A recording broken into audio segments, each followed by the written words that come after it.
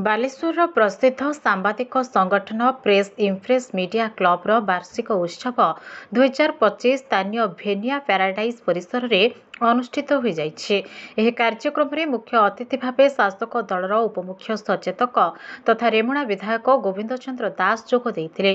कार्यक्रम अध्यक्षता करथिले क्लबर अध्यक्ष और वरिष्ठ सांबादिक उज्ज्वल चंद्र कर।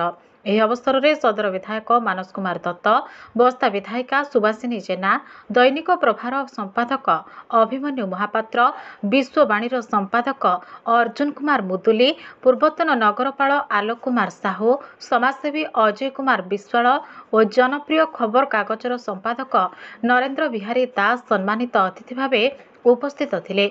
यह अवसर में बहु मान्यगण्य व्यक्ति को सम्मानित करा जायथिला।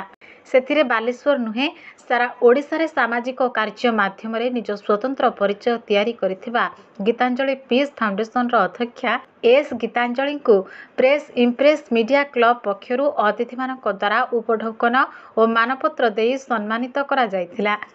संबंधित अवसर में प्रेस इम्प्रेस मीडिया क्लब को कृतज्ञता जणाइथिले श्रीमती गीतांजलि। मो सामाजिक कार्य को स्वीकृति दे मते सम्मानित करिसेंते।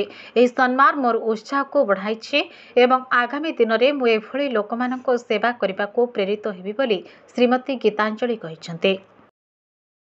एस गीतांजलि मु ताको निवेदन करबी मंच को आसंत एवं संबंधित हों हमर कर्मकर्ता को